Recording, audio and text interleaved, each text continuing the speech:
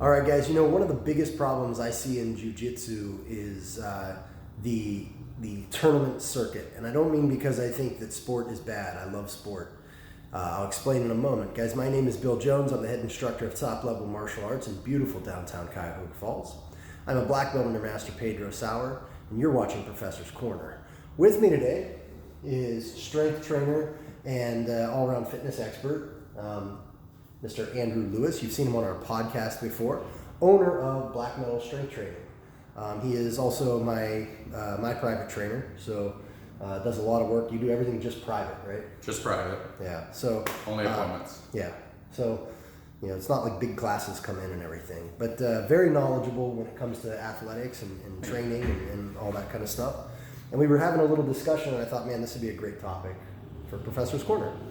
And what it was is, I feel like one of the biggest problems with tournament jiu-jitsu is that the tournaments go year-round. You know what I mean? There's no season. It's no off-season. Yeah, and so what does that mean, like from a training standpoint and from a recovery standpoint? Well, frequently what happens with sports and strength training is that you can do them at the same time, but at a certain point for both, when you become very high level at strength training and very high level at your sport, you start running into them conflicting with one another.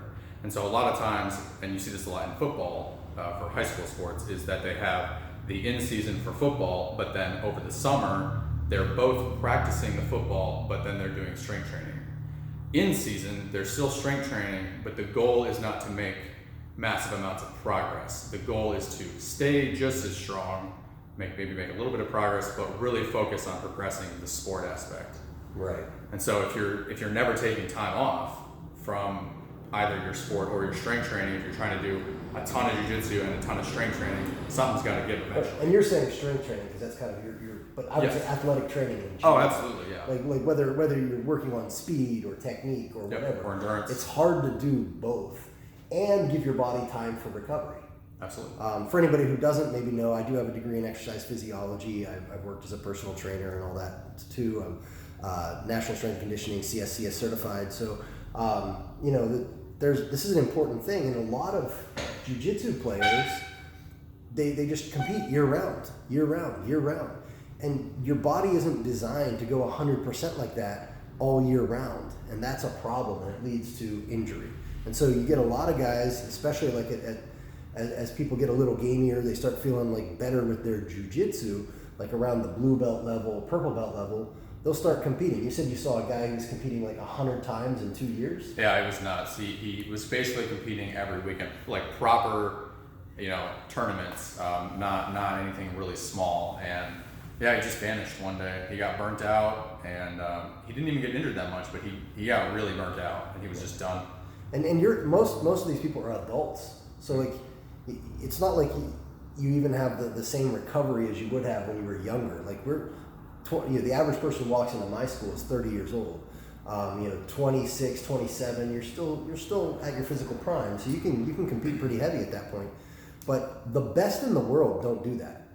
You watch the best in the world, they treat it like seasons. And if they do it year round, you'll notice they have long breaks in between. It's not like they're doing tournament every single weekend all year round. They either do tournaments for like the part of the year where the worlds are at, so like the summertime, they're doing a lot of tournaments in there leading up to worlds, or they do like a lot of invites, like your Gary Tonins, your King Ryans, those guys. Yeah, like they're doing some invites, but they don't do an invite this weekend, an invite next weekend, an invite next weekend. They do an invite, they maybe then teach some seminars in between, and during that time, they're letting their body recover because it is brutal on your body. What we do is not nice to our body. So you have to get that recovery time. And your body has limited recovery capabilities. It is conserved in some sense, and so you can't just do an infinite amount of things. Something is going to suffer at a certain point if you push too much and too often. And what happens is you get injured. And I speculate that the reason that guy I mentioned earlier did not get injured, the reason why he could not was because he was a relatively young guy who could push himself a ton. Yeah. and just recover the way a 20-year-old can. Well, and he quit. But he quit for He got several years. mentally, yeah, he did it for a very long time, but he just got, I suspect, mentally burned out. And that's an injury as well. You know, like that's a mental injury. That's like if this is something you love enough to compete 100 times in 2 years and then you quit. Oh, he loved it. You are mentally beaten. Like Yeah. you've done too much. You broke yourself, right? Like whether it's a physical injury or a mental injury doesn't really matter. An injury is an injury. And so, like, what I would recommend to people is if you're getting into competition, that's awesome. I think it's great, but you need to treat it like a season. You know, like have a part of the year where you compete, and then a part of the year where you just learn and grow and don't compete. Maybe if you're a black belt, maybe that means that's when you start teaching some seminars and offering yourself up for seminars. If you're a colored belt, maybe that's when you say, okay, well now I'm going to take all the things I learned in my competition season and start growing from them. Write that stuff down. Don't just compete and then not learn from it, right? So you're going to make very little progress in between those matches or those competitions anyway if they're back to back. And that's what I recommend. And I know a lot of people will be like, oh yeah, well my daughter she played softball and we had her on a travel league and we had her on this and we had her on that and she played softball all year round. Yeah, and your daughter may have got away with it, but I can tell you that the vast majority of kids who do things like that end up injured and don't end up going to college for the sport that you're forcing them to do year round. Like it's just not good for them. And I would say too, and this is, I don't mean to make this sound sort of like a cop-out, but honestly, there's a sort of problem because 1% of the population is going to be able to do that kind of thing. They have a specific set of circumstances, genetics, lifestyle, all sorts of things that they are willing to do and that they just happen to have that is going to allow them to do things like that. And so the rest of us normal 99% should not look at that and go, oh, well, I can do that too.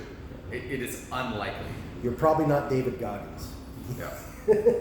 All right, guys. If you have questions, comments, do me a favor, put it below. Do you compete often? Do you compete year round? I'd love to hear it. Sorry about the noise in the background. We got the traffic right outside and everything.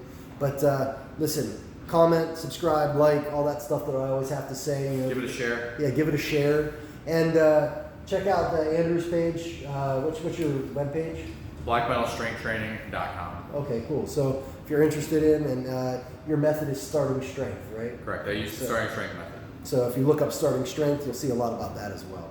So, all right, guys, thank you so much. Have a great day. I'm out. Maybe. No, I'm out.